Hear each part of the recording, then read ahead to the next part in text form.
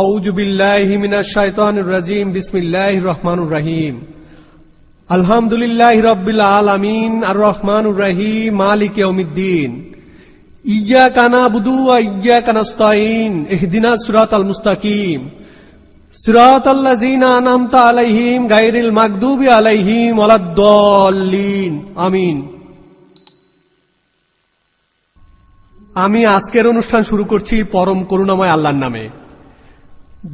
Doctor William Campbell, doctor Zakir Naik, doctor Mazakis, doctor Jamal Badawi, doctor Samuel Naman এবং mister Shamun, সম্মানিত অতিথি আর উপস্থিত দর্শক শ্রোতারা, আসসালামু আলাইকুম ওয়া রাহমাতুল্লাহি ওয়া বারাকাতুহু।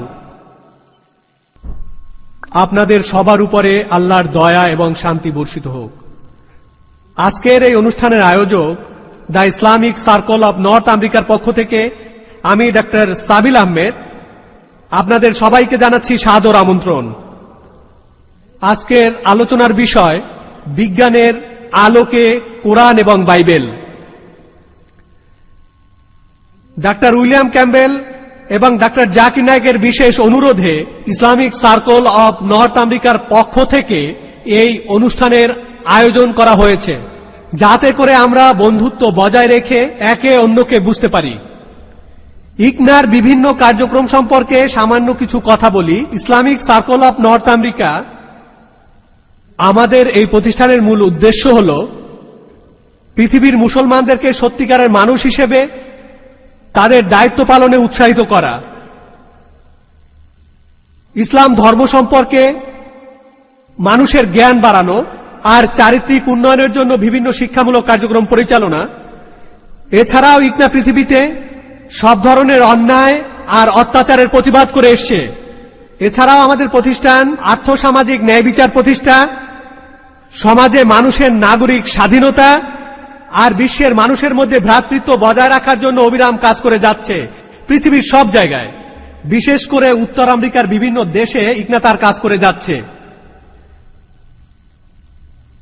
আজকের এই আলোচনা অনুষ্ঠানে প্রতিনিধি হিসাবে আছেন ডক্টর মোহাম্মদ নায়েক, ডক্টর জাকির নায়েকের প্রতিনিধি, এবং ডক্টর শ্যামুল নামান, ডক্টর উইলিয়াম ক্যাম্বেলের প্রতিনিধি। এই আলোচনা অনুষ্ঠান সঠিকভাবে আর সুন্দরভাবে পরিচালনা করার দায়িত্ব আমার। সেই জন্য আমি আমাদের বক্তাদের অনুরোধ করব, একই সাথে শ্রোতাদেরও বলবো, দয়া করে এই আলোচনা অনুষ্ঠানের নিয়ম কানুন মেনে চলবেন। আর এখন আমি অনুরোধ করব doctor Shyamul নামানকে doctor William Campbell সম্পর্কে কিছু বলার জন্য। আসসালামু আলাইকুম। ধন্যবাদ ভাই সাবিল আহমেদ। আজকের এই অনুষ্ঠানে উপস্থিত থাকতে পেরে আমি খুবই আনন্দিত। আর আমি প্রথমেই আমার পক্ষ থেকে আর এখানে উপস্থিত খ্রিস্টান ধর্মের অনুসারী ভাই বোনদের পক্ষ থেকে ধন্যবাদ জানাচ্ছি ইসলামিক সার্কেল অব নর্থ আমেরিকাকে আর স্থানীয় লোকজনকে, যারা এই অনুষ্ঠানের আয়োজন করেছেন। আপনারা অসাধারণ কাজ করেছেন, অনেক কষ্ট করেছেন, আর সেজন্যই আমরা এই অনুষ্ঠানের আয়োজন করতে পেরেছি। Doctor William Campbell medical science নিয়ে কাজ করেছেন ওহাইওর ক্লিভল্যান্ডে কেস ওয়েস্টার্ন ইউনিভার্সিটিতে। তিনি মরক্কোতে কাজ করেছেন 20 বছর, সেখানেই তিনি আরবি ভাষা শিখেছেন। তিউনিসিয়ায় 7 বছর কাটানোর পর তিনি তার বই লেখেন ডক্টর বুকাইলিকে উত্তর দিয়ে। তিনি একজন একনিষ্ঠ খ্রিস্টান, যিনি সবার কাছে ইনজিল বা গসপেলের ব্যাখ্যা করে থাকেন। 74 বছর বয়সী ডক্টর ক্যাম্বেল ডাক্তারি পেশা থেকে অবসর গ্রহণ করেছেন। আর আমরা আসলেই কৃতজ্ঞ আজকের এই অনুষ্ঠানে উপস্থিত থাকতে পেরে। Thank you.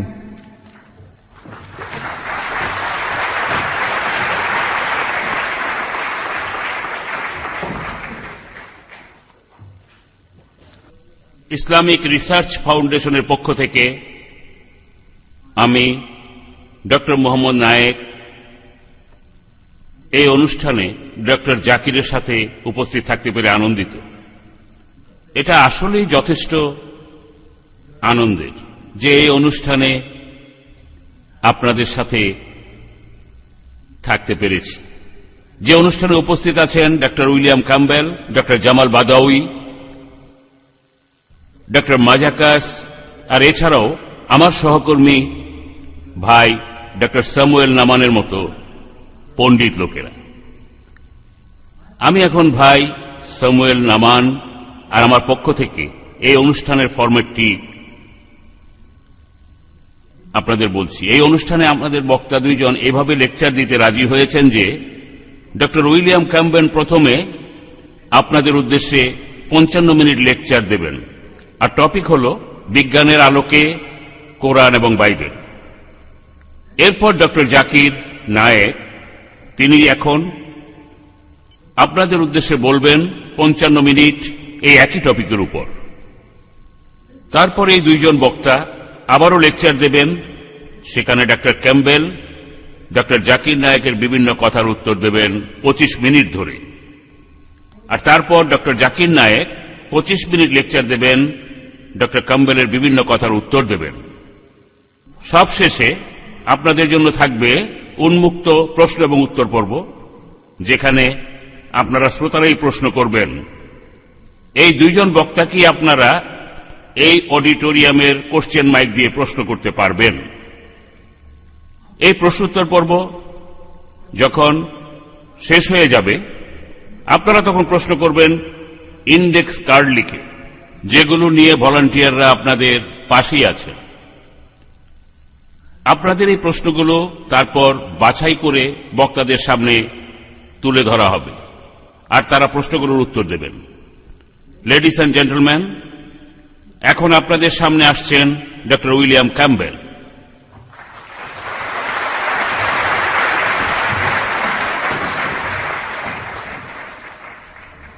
আমি প্রথমেই ডক্টর জাকির নায়েককে আমার আন্তরিক শুভেচ্ছা জানাচ্ছি। আরো শুভেচ্ছা জানাচ্ছি সাবির আহমেদ আর মোহাম্মদ নায়েককে। এছাড়াও শুভেচ্ছা জানাচ্ছি এই অনুষ্ঠানের আয়োজকদের, যাদের আন্তরিক প্রচেষ্টার ফলে এই অনুষ্ঠান করা সম্ভব হয়েছে। শুভেচ্ছা উপস্থিত শ্রোতাদেরও। আমি সবাইকে আরো শুভেচ্ছা জানাচ্ছি ইয়াহওয়ার নামে, যাকে আপনারা চেনেন, আপনারা ভালোভাবে চেনেন, জেহোবা নামে, সেই সৃষ্টিকর্তা যিনি আমাদের সবাইকে ভালোবাসেন, তার উদ্দেশ্যে আমার লেকচার শুরু করতে যাচ্ছি। আজকে আমরা এখানে আলোচনা করব বাইবেল আর কোরআনের কথাগুলো নিয়ে। আজকের দিনে বিশেষজ্ঞরা বলেন ভাষা হলো কিছু শব্দের সমষ্টি, যেটা দিয়ে বক্তা মনের ভাব প্রকাশ করেন এবং শ্রোতারা সেই কথাগুলো শোনে।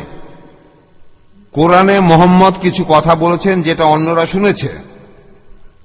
বাইবেলও মুসা এবং ঈসা কিছু কথা বলেছেন যেটা অন্যরা শুনেছে। বাইবেলেও মুসা এবং ঈসা কিছু কথা বলেছেন যেটা অন্যরা শুনেছে।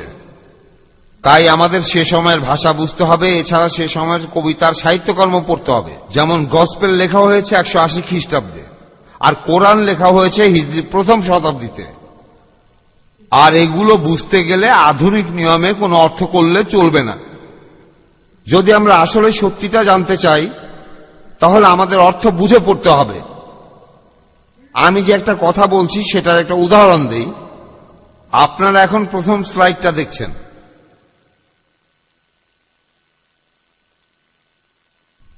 এখানে আপনারা দুইটা ডিকশনারি দেখছেন। এই দুইটার একটা হলো 1951 সালের আর অন্যটা 1991 সালে। এই দুইটার মধ্যে প্রথমটায় শুকুর শব্দটার একটা অর্থ পুরুষ অথবা স্ত্রীলিঙ্গের একটা স্তন্যপায়ী প্রাণী, আরেকটা অর্থ পুরুষ অথবা স্ত্রীলিঙ্গের একটি স্তন্যপায়ী প্রাণী, গৃহপালিত অথবা বুনো।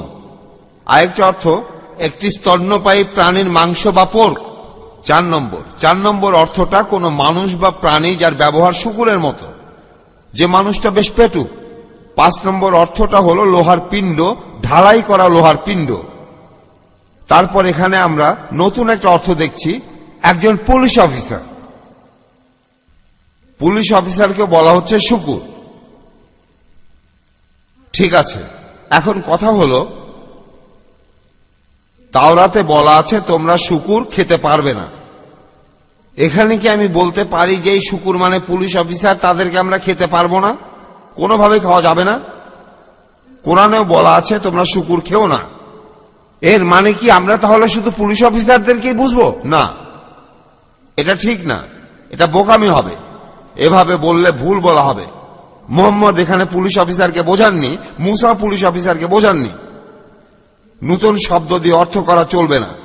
বাইবেল বুঝতে গেলেও সেই সময়ের শব্দের অর্থ ভালোভাবে বুঝতে হবে। গসপেল বুঝতে চাইলে আর কোরআন বুঝতে চাইলেও সেই সময়ের শব্দের অর্থ বুঝতে হবে। এখন দেখা যাক কোরআন ভ্রূণবিদ্যা সম্পর্কে কি বলছে।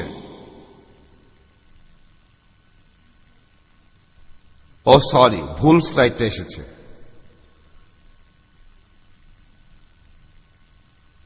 বলা হয়ে থাকে যে ভ্রূণবিদ্যার উপর আমাদের জ্ঞান ধীরে ধীরে বেড়েছে, আর কোরআনে মানুষের ভ্রূণ তৈরির বিভিন্ন স্তরের কথা বিস্তারিত বলা আছে।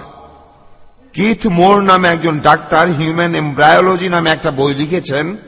ডক্টর মোর বলেছেন, মানুষের ভ্রূণ তৈরিতে মায়ের জরায়ুর ভূমিকা সম্পর্কে আমরা জানতে পেরেছি অনেক অনেক পরে, 1500 শতাব্দীর পরে। এখানে আমরা কোরআনে ব্যবহার করা ভ্রূণবিদ্যার বিভিন্ন শব্দ নিয়ে আলোচনা করব। এছাড়াও আমরা সেই সময়ের ঐতিহাসিক পটভূমিকা নিয়েও আলোচনা করব। আমরা প্রথমে আলোচনা করব কোরআনে লেখা একটা শব্দ নিয়ে, আলাকা। কোরআনের আয়াতে বহু বচনে আলাকা অথবা এক বচনে আলাক শব্দটা ব্যবহার করা হয়েছে মোট 6 বার। পবিত্র কোরআনে সূরা কিয়ামার 35 থেকে 39 নম্বর আয়াতে উল্লেখ আছে, প্রত্যেকটি মানুষই কি প্রথমে স্খলিত শুক্রবিন্দু ছিল না, তারপর সে আলাকা হয়, তারপর আল্লাহ তাহাকে আকৃতি দান করেন এবং তাহা হইতে সৃষ্টি করেন নর ও নারী। এছাড়াও পবিত্র কোরআনে সূরা মুমিনের 66 নম্বর আয়াতে উল্লেখ আছে, তিনিই তোমাদিগকে তৈরি করেছেন মাটি দিয়ে, পরে শুক্রবিন্দু হতে, অতঃপর একটি রক্তপিণ্ড হতে, আলাকা, তোমাদিগকে বাহির করেন শিশুরূপে, যেন তোমরা অনুধাবন করতে পারো। এছাড়াও কোরআনের সূরা হাজের 22 নম্বর অধ্যায়ের 5 নম্বর আয়াতে আছে, হে মানুষ, উত্থান সম্বন্ধে যদি সন্দিগ্ধ হও তবে অবধান করো, আমি তোমাদিগকে সৃষ্টি করিয়াছি মাটি হতে, তারপর শুক্র হতে এবং তাহার পর আলাকা হতে, আর তাহার পর পূর্ণাকৃতি বা অপূর্ণাকৃতি গোস্তপিণ্ডতে। আর সবশেষে আছে পবিত্র কোরআনে সূরা মুমিনুনের 12 থেকে 14 আয়াতে যে, নিশ্চয়ই আমি মানুষকে সৃষ্টি করিয়াছি মাটি হতে, অতঃপর আমি উহাকে শুক্রবিন্দু রূপে স্থাপন করি এক নিরাপদ আধারে, পরে আমি শুক্রবিন্দুকে পরিণত করি আলাকে, অতঃপর আলাককে পরিণত করি পিণ্ডে এবং পিণ্ডকে পরিণত করি অস্থিপঞ্জরে, অতঃপর অস্থিপঞ্জরকে ঢাকিয়া দেই সেই গোস্ত দ্বারা, অতঃপর উহাকে গড়িয়া তুলি অন্য এক সৃষ্টি রূপে। এখানে আপনারা কোরআন অনুযায়ী বিভিন্ন স্তরগুলো দেখতে পাচ্ছেন।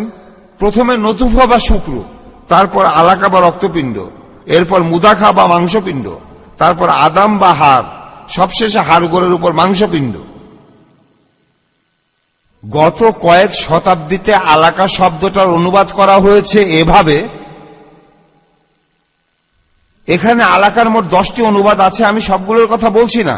3টা আছে ফ্রেঞ্চ ভাষায়, সেখানে বলা হচ্ছে গ্রুমাডি সং অথবা একটা রক্তপিণ্ড, আর 5টা অনুবাদ আছে ইংরেজি ভাষায়, যার অর্থ রক্তপিণ্ড বা জোকের মতো রক্তপিণ্ড। একটা অনুবাদ হল ইন্দোনেশীয় ভাষায়, স্লাইডের নিচের দিকে সিগান পাউদারা, রক্তের ডেলা অথবা রক্তপিণ্ড, আর শেষ অনুবাদটা ফরাসি ভাষায় খুন বাস্তা অর্থাৎ রক্তের পিণ্ড। যারা মানুষ জাতির প্রজনন নিয়ে পড়াশোনা করেছেন তারা বুঝবেন, মানুষের ভ্রূণ তৈরি হওয়ার সময় কোনো রক্তপিণ্ড তৈরি হয় না, তাই এটাকে বড় একটা বৈজ্ঞানিক ভুল বলা যায়। ডিকশনারিতে আলাকা শব্দটার অর্থ দেয়া আছে এক বচনে আর স্ত্রীলিঙ্গে, যার অর্থ হল রক্তপিণ্ড বা যোগ, আর দক্ষিণ আফ্রিকায় এই 2টা অর্থই ব্যবহার করা হয়। আমার কাছে অনেক রোগী এসে বলে তাদের গলার রক্তপিণ্ডটা অপারেশন করে ফেলে দিতে, আর অনেক মহিলা রোগী আমার কাছে এসে বলে যে তাদের রক্তস্রাব হয়নি। আমি তখন বলি যে সরি, আমি এটা ঠিক করতে কোনো ওষুধ দিতে পারবো না, কারণ আপনার গর্ভে সন্তান। তখন তারা বলে বাদ দেন, এটা এখনো রক্ত। কোরআন থেকে জেনেই তারা এরকম ভাবে কথা বলছে। এবার আমরা দেখব সেই আয়াতটা যেটা মুহাম্মদের উপর প্রথম নাজিল হয়েছিল মক্কায়। এটা আপনারা পাবেন পবিত্র কোরআনের সূরা আলাকে, রক্তপিণ্ড, যে শব্দটা নিয়ে আমরা এতক্ষণ আলোচনা করছি। এখানে 1 আর 2 নম্বর আয়াতে আছে, পাঠ করো, তোমার প্রতিপালকের নামে যিনি মানুষকে সৃষ্টি করিয়াছেন আলাক হতে। এই শব্দটা এখানে আছে বহু বচনে। এই শব্দটার আরো অনেক অর্থ থাকতে পারে, কারণ আলাক শব্দটা এসেছে একটা ক্রিয়া বিশেষ্য আলাকা থেকে। এই ক্রিয়া বিশেষ্যকে ইংরেজি ব্যাকরণে বলা হয় জেরান্ড, আর এটার অর্থ হলো মজা করে সাঁতরানো। তাই আলাকা শব্দটার অর্থ হতে পারে ঝুলে থাকা বা আটকে থাকা, কিন্তু এই 10টা অনুবাদের প্রত্যেকটাতে অর্থ বলা হচ্ছে রক্তপিণ্ড বা জমাট বাঁধা রক্ত। যদিও আলাকা শব্দটার অনুবাদ করতে গিয়ে সবাই বলেছে এটা জমাট বাঁধা রক্ত, ফরাসি ডাক্তার মরিস বুকাইলি এটার অনুবাদ করেছেন অন্যভাবে। তিনি লিখেছেন, কোন শব্দের ভুল অর্থ করা হলে সেটা পাঠকদের ভুল পথে পরিচালিত করে। বেশিরভাগ অনুবাদই বলেছে যে মানুষ তৈরি হয়েছে জমাট বাঁধা রক্তপিণ্ড থেকে, আর এই কথাটা আধুনিক বিজ্ঞান অনুযায়ী মোটেই গ্রহণযোগ্য নয় যে মানুষ রক্তপিণ্ড থেকে তৈরি হয়েছে। আর এটা খুবই গুরুত্বপূর্ণ যে পবিত্র কোরআনের অর্থ যদি পাঠকরা বুঝতে চান তাহলে এটার ভাষাগত এবং বৈজ্ঞানিক এই দুই দৃষ্টিকোণ দিয়েই দেখতে হবে। এক কথায় বলতে গেলে ডক্টর বুকাইলি বলেছেন তিনি অনুবাদ করার আগে কেউই ঠিকভাবে কোরআনের অনুবাদ করতে পারেননি। তিনি যেভাবে করেছেন সেভাবে কেউ করেনি। তার মতে রক্তপিণ্ডের বদলে আলাকা শব্দটার অর্থ হওয়া উচিত এমন কিছু যেটা ঝুলন্ত অবস্থায় থাকে। এটাকে জরায়ুর মধ্যে ঝুলন্ত অবস্থায় থাকা একটা ভ্রূণও বলা যেতে পারে। তবে যেসব মহিলারা গর্ভবতী হয়েছেন তারা জানেন ঝুলে থাকা এই ভ্রূণ পরবর্তীতে একটা মাংসপিণ্ডে পরিণত হয় না। এই ভ্রূণটা ঝুলন্ত অবস্থাতেই থাকে আর গর্ভাশয়ের সাথে 8.5 মাস ধরে সংযুক্ত থাকে। তৃতীয়ত, কোরআনে বলা হয়েছে যে মাংসপিণ্ডটা হাড়ে পরিণত হয় আর হাড়ের চারপাশে বিভিন্ন মাংসপেশি তৈরি হয়। অর্থাৎ এখানে বলা হচ্ছে যে কঙ্কাল আগে তৈরি হয় আর তারপর তৈরি হয় মাংস। আর ডাক্তার বুকাইলি ভালোভাবেই জানেন যে কথাটা সত্যি নয়। মাংসপেশি আর তরুণাস্থি তৈরি হয় হাড়ের আগেই, একই সময়ে শিরা উপশিরাও তৈরি হয়। 8 সপ্তাহ শেষ হয়ে গেলে ভ্রূণের শরীরে ক্যালসিয়াম ছড়ানো শুরু করে, তবে এই সময় থেকে ভ্রূণ পেশিগুলো নাড়াচাড়া করতে পারে। Doctor T.W. সেভলার একবার আমাকে চিঠিতে লিখেছিলেন তিনি অ্যাম্ব্রিও অ্যানাটমির উপর একজন অধ্যাপক এবং লংম্যান মেডিকেল অ্যাম্ব্রিওলজি বইটার লেখক ডক্টর সেভলার বলেছেন গর্ভধারণের 8 সপ্তাহ পরে পাঁজরে তরুণাস্থি তৈরি হয়, হাড় নয়। সেখানে মাংসপেশি থাকে আর এই সময়ে হাড়ও তৈরি হতে থাকে 8 সপ্তাহ পরে। ভ্রূণ তার মাংসপেশিগুলো তখন নাড়াতে পারে। সব কাজেই দুজন সাক্ষী থাকলে ভালো হয়। তাই আমরা দেখব যে ডক্টর কিথ মুর তার বই the developing of a human সেখানে মাংসপেশি আর হাড় নিয়ে কি লিখেছেন। ডক্টর মুর এই বইয়ের 15 আর 17 অধ্যায়ে লিখেছেন মানব ভ্রূণের কঙ্কাল তৈরি হয়ে থাকে মেসোডার্ম থেকে। লিম্ব মাসল তৈরি হয় লিম্বার্ডের ভেতর, আর এটাও তৈরি হয় সোমাটিক মেসোডার্ম থেকে। আপনারা এটা এখন স্লাইডে দেখতে পাবেন। হয়তো দেখতে একটু অসুবিধা হতে পারে, তবে এটা হলো লিম্বার্ড। আর এখানে দেখবেন সামান্য কিছু তরুণাস্থি আর চারপাশে মাংসপেশি। এখানে আরো কিছু তরুণাস্থি, আর এটা হলো পুরো লিম্বার্ড। এ সময় হাড়গুলো তৈরি হওয়া শুরু হয়, তবে সবই তরুণাস্থি, এখনো হাড় হয়নি।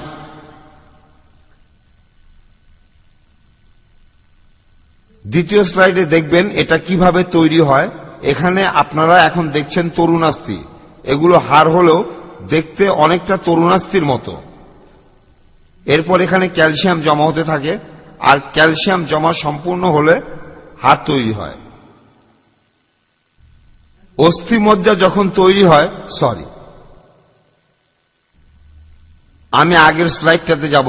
যখন অস্থিমজ্জা তৈরি হয় তখন লিম্বার্ডের চারপাশে মাংসপেশি তৈরি হতে থাকে, আর এই মাংসপেশিগুলো খুব সংবেদনশীল থাকে। এক কথায় বললে লিম্ব মাসল তৈরি হওয়ার সময় একই সময়ে হাড়ের চারপাশে মেসেনকাইম জমা হতে থাকে, তাহলে সেখানে তরুণাস্থি থাকে আর তার চারপাশে মাংসপেশি তৈরি হয়। ডক্টর মুরের সাথে আমার একবার কথা হয়েছিল। আমি তাকে ডক্টর সেভলারের কথাটা বলেছিলাম, আর ডক্টর মুরও এই কথার সাথে একমত হয়েছিলেন।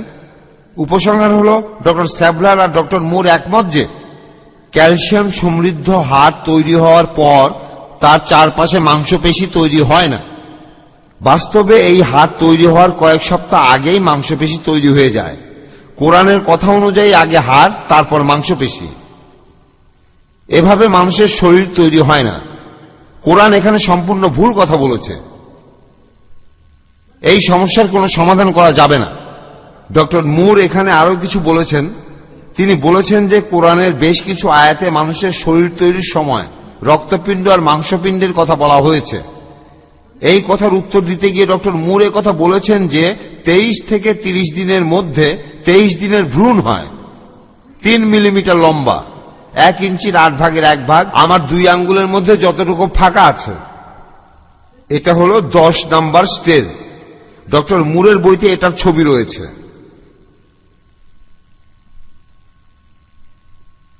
এটা হলো প্রাথমিক স্তর।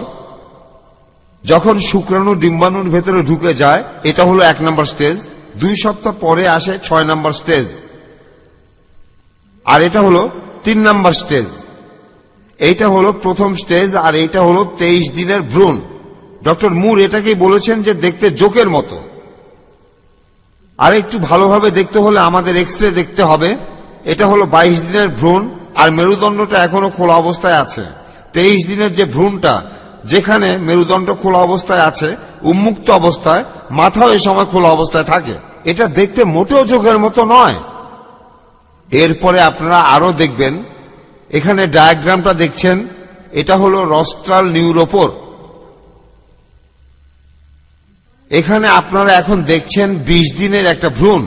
এখানে একটা ডিম্বথলি আর নাভির নাড়িটাকে দেখছেন, আর এটাও দেখতে জোকের মতো নয়।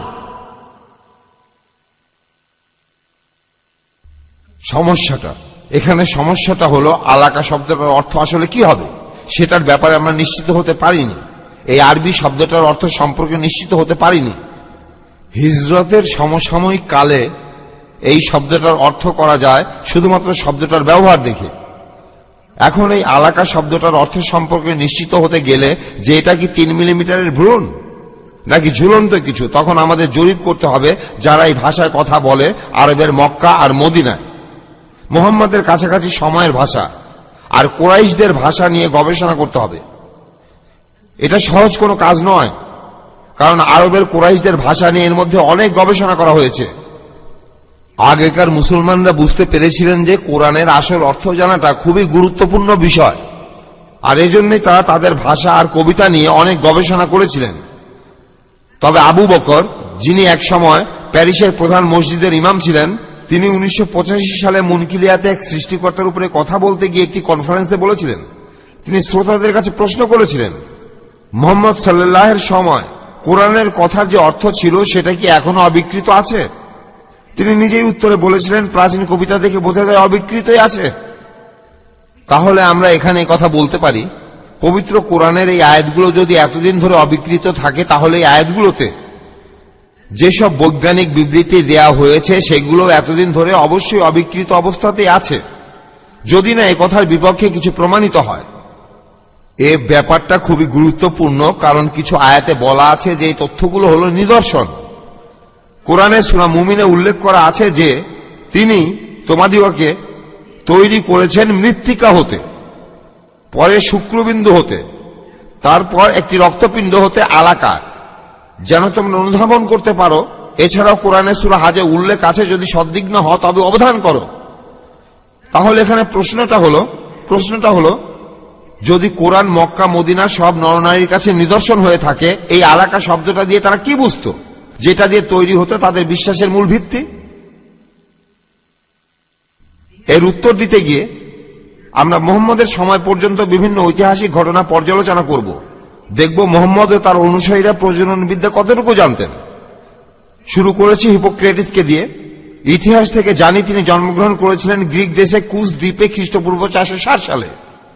তিনি প্রজনন বিদ্যায় এই স্টেজগুলোর কথা বলেছিলেন।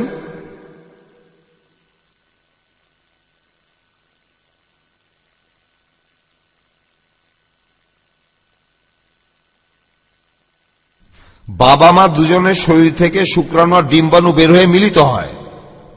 দুর্বল শুক্রাণু শরীরের দুর্বল অংশ থেকে আসে, শক্তিশালী শুক্রাণু আসে শক্তিশালী অংশ থেকে। তারপর তিনি মায়ের শরীরে রক্তপিণ্ড তৈরি হওয়ার কথা বলেছেন। ভ্রূণটা তখন একটা মেমব্রেনের মধ্যে থাকে, আর মায়ের রক্তের কারণে ভ্রূণটা বেড়ে উঠতে পারে। জরায়ুতে সেটা বড় হয়। যখনই কোনো মহিলা গর্ভধারণ করেন, তার রক্তস্রাবও বন্ধ হয়ে যায়। এরপর মাংসের ব্যাপারে তিনি বলেছেন যে এই স্টেজে মায়ের শরীরে রক্ত জমাট বাঁধার সময়ে ভ্রূণের শরীরে মাংসপেশি তৈরি হয়, আর এটা তৈরি হয় নাভি সহ, আর সবশেষে হাড়। তিনি বলেছেন যে এই সময়ের পরে মাংসপেশি সুগঠিত হতে শুরু করে, আর তারপর হাড় শক্ত হতে থাকে, যেভাবে গাছের ডালপালা শক্ত হয়ে যায়। এরপর আমরা বলবো অ্যারিস্টটলের কথা। তিনি তার বই দ্য জেনারেশন অব অ্যানিম্যালস লিখেছিলেন খ্রিস্টপূর্ব 350 সালের দিকে। তিনি প্রজননের বিভিন্ন স্টেজ সম্পর্কে বলেছেন। তিনি বলেছেন প্রথম শুক্রাণু আর রক্তস্রাবের রক্ত বা ক্যাটামিনিয়ে সম্পর্কে। এই বইটাতে অ্যারিস্টটল বলেছেন যে পুরুষের শুক্রাণু প্রথমে অবিকৃত অবস্থায় থাকে, তারপর পুরুষের এই শুক্রাণু নারীর শরীরে প্রবেশ করে ভ্রূণ তৈরির প্রাথমিক কাজ শুরু করে। অন্য কথায় পুরুষের শুক্রাণু রক্তস্রাবের রক্তের সাথে আটকে যায়। তারপর তিনি মাংসের কথা বলেছেন। তিনি বলেছেন যে তারপর ভ্রূণের শরীরে মাংসপেশি তৈরি হয়, আর এই মাংসের ভেতরের জায়গায় তৈরি হয় হাড়, আর সবশেষে মাংসপেশি আর হাড়ের মধ্যে থাকে পাতলা কিছু আবরণ, যেটা মাংসকে হাড়ের সাথে আটকে রাখে। আর কোরআনেও এই একই কথা বলা হয়েছে। শুক্রাণু আর রক্তস্রাবের রক্ত মিলে তৈরি হয় মাংস, তারপর তৈরি হয় হাড়, আর সবশেষে হাড়ের চারপাশে মাংস তৈরি হয়। এরপর আমরা দেখব ইন্ডিয়ার চিকিৎসাবিদ্যা। 123 খ্রিস্টাব্দে সারাকা কথা বলে গিয়েছেন, আর সুশ্রতাও বলেছেন যে নর নারী দুজনেই শুক্র ত্যাগ করে। পুরুষের নিঃসৃত রসকে বলা হয় শুক্রাণু, নারীর নিঃসৃত রসকে বলা হয় আরাতাভা সানিটা, রক্ত, আর এটা নারীর শরীরে আসে বিভিন্ন খাবারের মাধ্যমে, শরীরের রক্তের মাধ্যমে। তাহলে আমরা দেখছি যে ইন্ডিয়াতেও মানুষ বিশ্বাস করত যে ভ্রূণ তৈরি হয় শুক্রাণু আর রক্ত থেকে। এবার নজর দেব গ্যালেনের দিকে। গ্যালেন জন্মগ্রহণ করেছিলেন 131 খ্রিস্টাব্দে পেরগামনে, বর্তমানে তুরস্কের বেরগামামে। গ্যালেন বলেছেন শুক্রাণু যেটা দিয়ে মানুষের ভ্রূণ তৈরি হয় সেটা শুধু রক্তস্রাবের রক্ত নয়। তিনিও অ্যারিস্টটলের মতোই বলেছেন, তবে এখানে তিনি দুইটা শুক্রাণুর কথা বলেছেন। কোরআনও এই কথা গ্যালেনের সাথে একমত। সূরা ইনসানের উল্লেখ আছে, আমি তো মানুষকে সৃষ্টি করিয়াছি মিলিত শুক্রবিন্দু হতে। এবার আমরা গ্যালেনের স্টেজগুলো দেখব। গ্যালেনও ভেবেছিলেন যে মানুষের ভ্রূণ বিভিন্ন স্টেজের মধ্য দিয়ে যায়। প্রথম স্টেজে পুরুষের শুক্রাণু অবিকৃতই থাকে, এর পরের স্টেজে শুক্রাণুর সাথে রক্ত মিশে যায়। হৃৎপিণ্ড, মগজ বা যকৃত এই সময় পুরোপুরি ভাবে তৈরি হয় না। এই অবস্থাকে গ্রিক দার্শনিক হিপোক্রেটাস বলেছেন ভ্রূণ। কোরআনের মধ্যে সূরা হাজেও একই কথা বলা আছে। তাহার পর পূর্ণাকৃতি অপূর্ণাকৃতি গোস্তপিণ্ড হতে, আর তারপর আসে গর্ভধারণের তৃতীয় স্টেজ। এভাবেই সবগুলো হাড়ের চারপাশে মাংস তৈরি হওয়া শুরু হয়। আমরা দেখতে পাবো যে কোরআনও এর সাথে একমত। সূরা মুমিনুনে উল্লেখ করা আছে যে অস্থিতে ঢাকিয়া দেয় সেই গোস্ত দ্বারা। সর্বশেষে চতুর্থ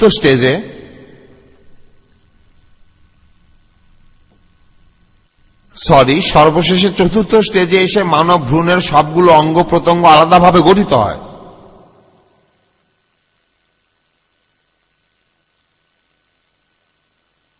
গ্যালেন চিকিৎসাবিদ্যা এতই গুরুত্বপূর্ণ ছিলেন যে হিজরতের সমসাময়িক কালে মিশরের আলেকজান্দ্রিয়ায় 4 জন বিখ্যাত ডাক্তার একটি মেডিকেল স্কুল খুলেছিলেন, যেখানে গ্যালেনের 16টি বই পাঠ্যপুস্তক হিসাবে পড়ানো হতো। এভাবে গ্যালেনের বই পড়ানো হয়েছিল 1300 শতাব্দী পর্যন্ত। আমরা এখন জিজ্ঞাসা করতে পারি যে মুহাম্মদের সময় আরবের রাজনৈতিক, অর্থনৈতিক আর চিকিৎসা সংক্রান্ত অবস্থা কেমন ছিল। সে সময় ইয়েমেন থেকে মশলা ব্যবসায়ীরা ক্যারাভান নিয়ে উত্তরে যাতায়াত করত। মক্কার মদিনা পার হয়ে তারা ইউরোপ পর্যন্ত যেত। উত্তর আরবে 500 খ্রিস্টাব্দের দিকে গাজানিদরা ক্ষমতা দখল করে, আর 528 খ্রিস্টাব্দে তারা মদিনার পাশেই সিরিয়ার মরুভূমি দখল করে ফেলে। সিরিয়াক অ্যারামাইকের মতোই আরেকটা ভাষা, আরবির কাছাকাছি, এটাই ছিল সেখানকার ভাষা।